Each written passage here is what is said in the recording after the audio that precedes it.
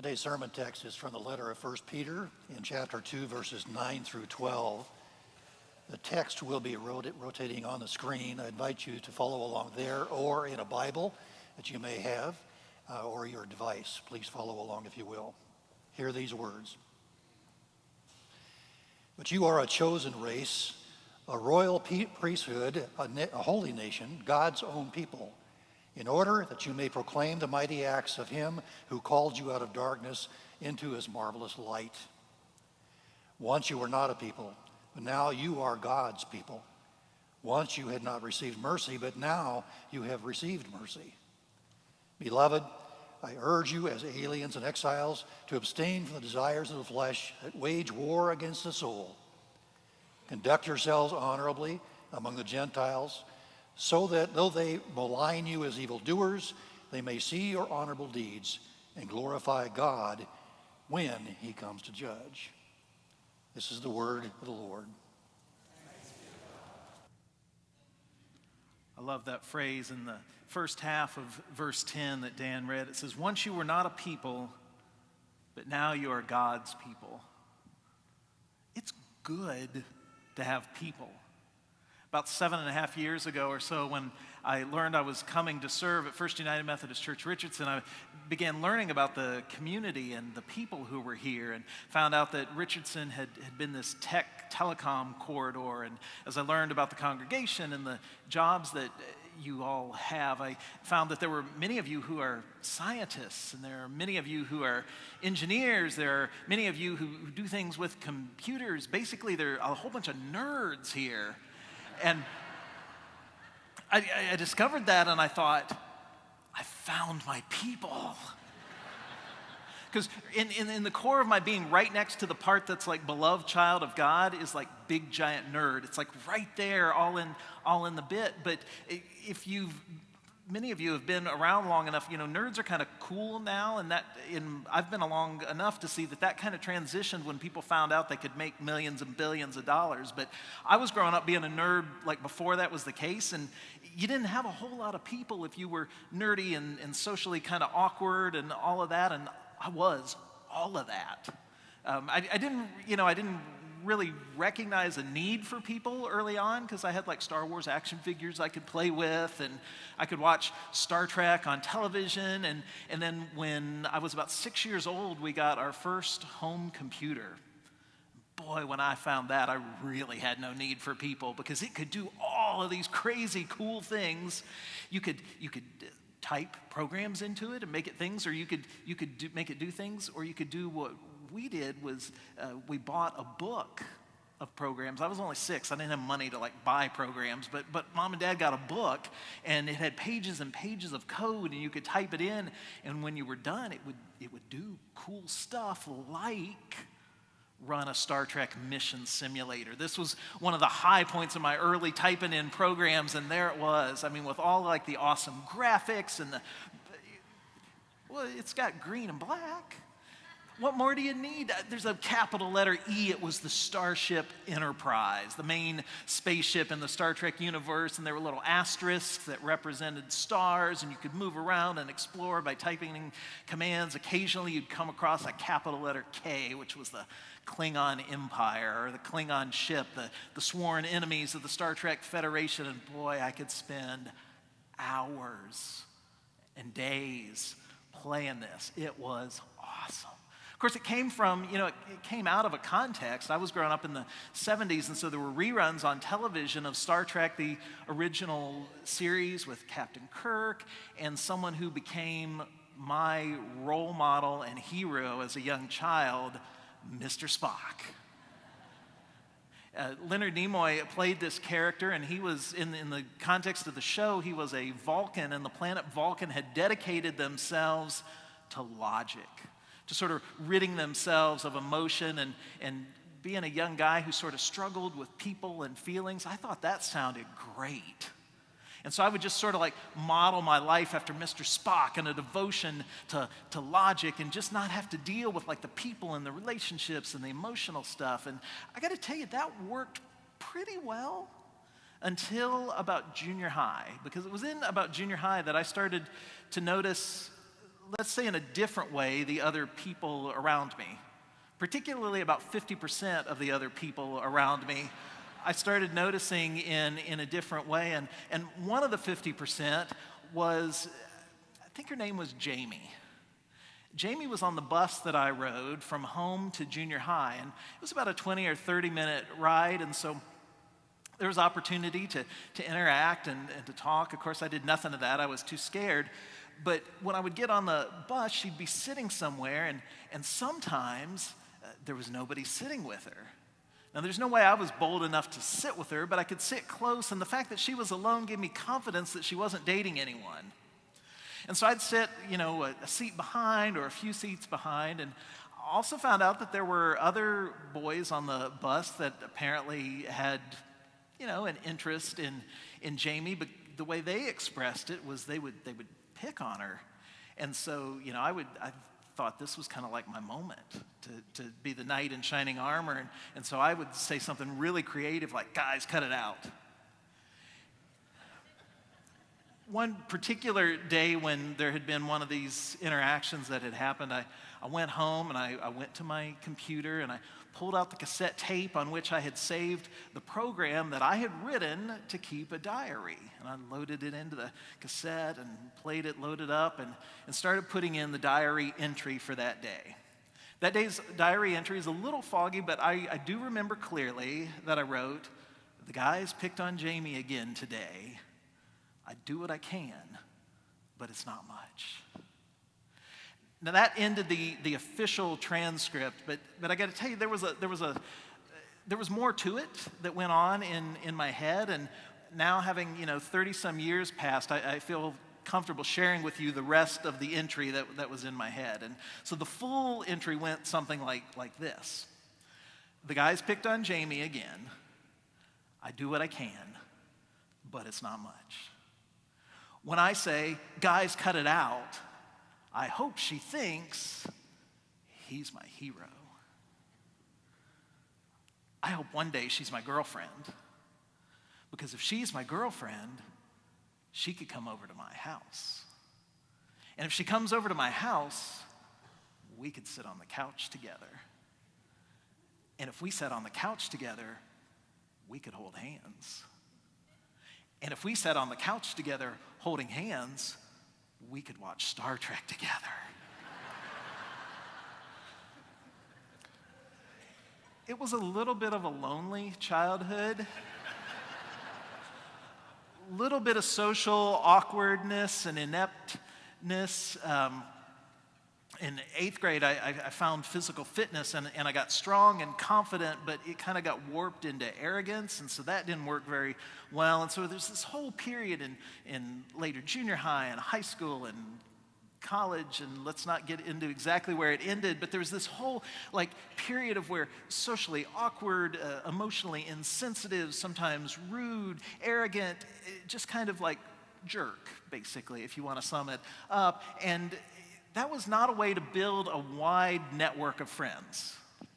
And so there was a lot of my early life that felt kind of lonely, and like I didn't have a people like the scripture talked about. Except at church, across multiple churches and multiple times in multiple cities, when I showed up, people made me feel welcome. And they made a place for me, and they embraced me as one of their people. And in retrospect, I look back and I think perhaps what they saw was someone that they trusted at the core was this good, beloved person of God, just covered with a crusty shell of jerk. But they trusted it was there, and I think maybe through faith that they hoped if they made a place where I was welcome and that felt safe to me, that maybe I would have an encounter with the living God. And that God would convince me of this shell of jerk and empower me to start chiseling away at it. I suspect that some of you, maybe all of you, know what it is like to feel like you don't fit in or that you're lonely. I hope the church is one of those places where you have found people that even if you've sort of created the circumstance that make you kind of alone or lonely, that you found in the church a group of people that says you can be one of our people, that you are welcome here. I also hope that you are creating that environment for others. We've been looking at the Apostles' Creed over the last several weeks, this statement of faith shared by Christians around the globe, and we've been looking at each phrase week by week. It starts out saying, I believe in God the Father Almighty, and then I believe in Jesus, and I believe in the Holy Spirit.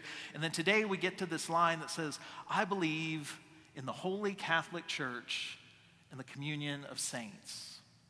Through a little bit of teaching, I want to take you through the words in this phrase and make the case that this is saying we believe in the exact kind of church that I am talking about, that I have found through my life. But a lot of those words are going to need some definition to understand the fullness of it. But I hope when I'm done that you'll say with as much passion as I can that I believe in the Holy Catholic Church and the communion of saints. Let's start with the word church. If I say that word, images and words may come to your mind. Some of those might be this building. Might be the United Methodist denomination or another denomination. Institution of the church might come to mind. All of those are kind of associated with the word church, but if we go back to the Bible and we look at where the Greek word is translated in church, we find a word that did not mean any of those things. The Greek word that got translated as church means a gathering of like-minded people.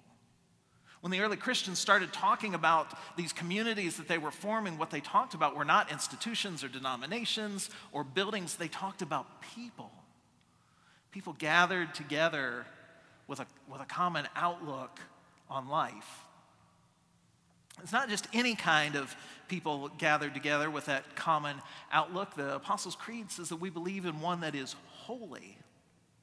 Again, if we go back to the Bible and we go to the Greek that's translated into holy, we find out that the exact same word that is translated holy is also translated as saints. When it's translated as an adjective, it becomes holy. When it's translated as a noun, it becomes saints. And what it means is something that is set apart for God's purposes. And so a church or a gathering of like-minded people that's set apart for God's purposes, or a communion of people set apart for God's purposes. To be holy is to be different. I want to be clear, though, that to be set apart is not the same thing as to be set above. When you may know some people who are holier than thou, that's and that's about people thinking that they're set above other people, and that's not what this is talking about. That's not what this was meant to be. This is about our relationship with God, not about with other people. Many of you this season of Lent leading up to Easter are trying to be more holy by giving things up or taking spiritual disciplines on. That, I hope, is not about judging yourself as better than other people, but about drawing you closer to God. That's what holiness is about, doing things differently, choosing to do some things, choosing not to do some other things, not so that we can look better than other people or look down on other people, but so that we can look up to God and say, I want to be more like Jesus. This is the kind of church that I believe in. It's the kind of gathering of like-minded people that I believe in, a gathering of people that is set apart. Now, that does make me a little nervous being set apart because, in a sense, I kind of set myself apart when I was that young person, and it was a little lonely. But there's another phrase in here. We're not just set apart. We're not just called to be alone or to be lonely. We're called into a communion of people set apart for God's purposes. For communion, I'll take you back not to Greek, but to English and Latin. The root of the word communion is the same root as the word community. What we believe in is a gathering of like-minded people set apart for God's purposes and living in community with other people set apart for God's purposes. So yes, we are set apart, but we are not alone. We belong to a community. And it's a very particular or special kind of community. It is one that is Catholic. That's a word that I didn't quite know what to do with when I came across the Apostles' Creed in the early days of growing up in the Methodist Church, and we would read it, and because I knew people who were Catholic, and they had a pope, and there was a parish, and they had a priest, and all of these kinds of things. I was like, that's not me. And so sometimes even when I was reading the Apostles' Creed, I would just kind of go quiet over that word, and I believe in the Holy Church and the communion of saints, and just kind of try to keep going it through. That word has an interesting history that I want to share with you. Did I mention I'm a nerd, and that extends to like Bible nerd and that kind of stuff too? Did I mention? Okay. So let me share a little with you about the Catholic. That was a word that came in use and was actually written down by early Christians as early as like the early hundreds. So we're talking only like 70 years after Jesus was on earth. They started calling themselves Catholic. And it's a word, you may have seen the little asterisk in the bulletin when we read it together. It means, and it did mean back then, universal. What was going on? There were these Christian communities in the early days of followers of Christ. There'd be some in Jerusalem, and there was another one in Ephesus, and there was one in Philippi, and there was one in Galatia, and one in Corinth.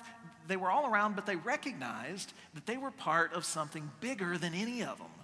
They were part of something that was universal, that there was this church or this gathering of like-minded people set apart for the purposes of God that belonged not to people or to institutions, but that belonged to Jesus. And it transcended local congregations, and it transcended buildings, and it transcended institutions, and it transcended geography. It was universal.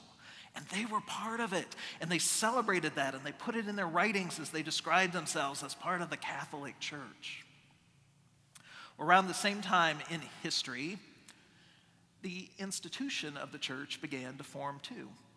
And certain people were leaders, and certain people were not leaders, and they held offices. And there became an institution. And because this language was already around, the institutional church also began to refer to itself as the Catholic Church. That institution continued through the years and in fact still exists today. It has its headquarters in Rome, and it has a pope, and it has local parishes.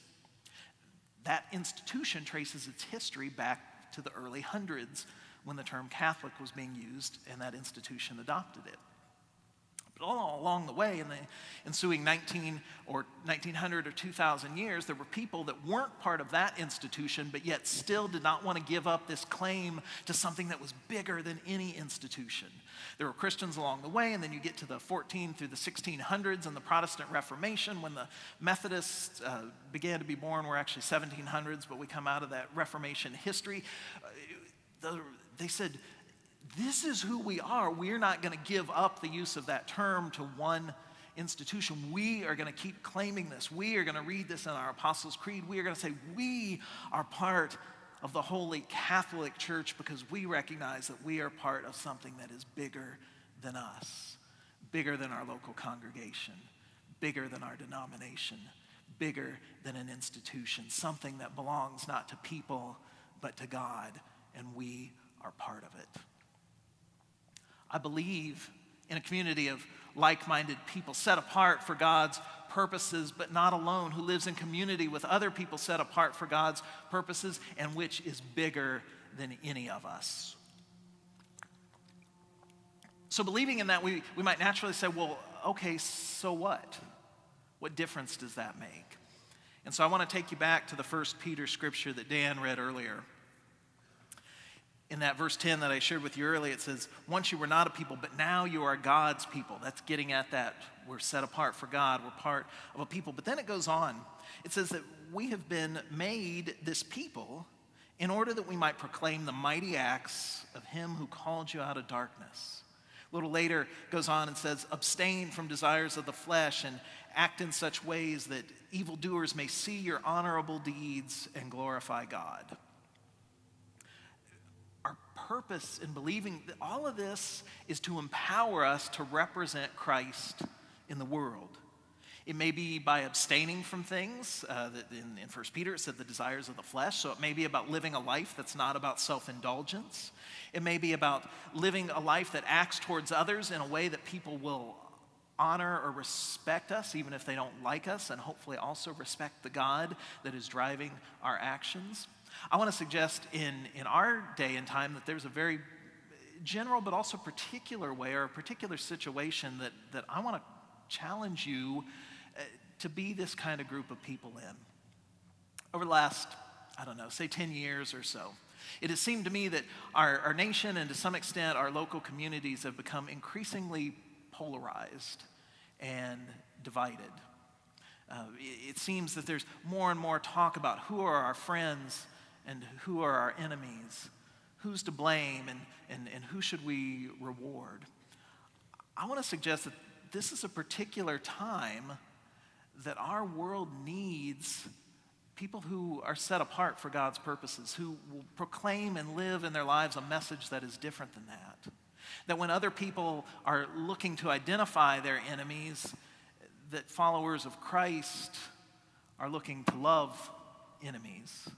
When other people are looking to blame, that followers of Christ are looking for ways to forgive. When other people are looking for salvation and looking to find it in this political party or in this political party, for some people to say, while that is important, we're not looking for the salvation to come from our political leaders, but from Jesus Christ, who is God, who was born, who lived and died and rose from the dead, and will one day return. Now, if you start really acting like that and politely talking about that, not to put others down, but just to say, I come from a different position and that shapes my actions in different ways, that's going to set you apart. Might even make you lonely at times. But know that you are part of a community of people set apart. And in that community, we find the power of God that not only guides us, but empowers us to be set apart. I believe in you. I believe in the community that you are a part of. I believe in the God that will guide you and empower you. And I believe that as you choose to be set apart in certain situations in ways that imitate Christ, that you and we will make a positive impact on our community and ultimately on our world. Because I believe in people, a gathering of like-minded people set apart for God's purposes, but not alone, called into community with other people set apart for God's purposes that is bigger than any of us. I believe in you, and I believe in the church that you are part of, the Holy Catholic Church and the communion of saints. And I hope that you do as well. Amen.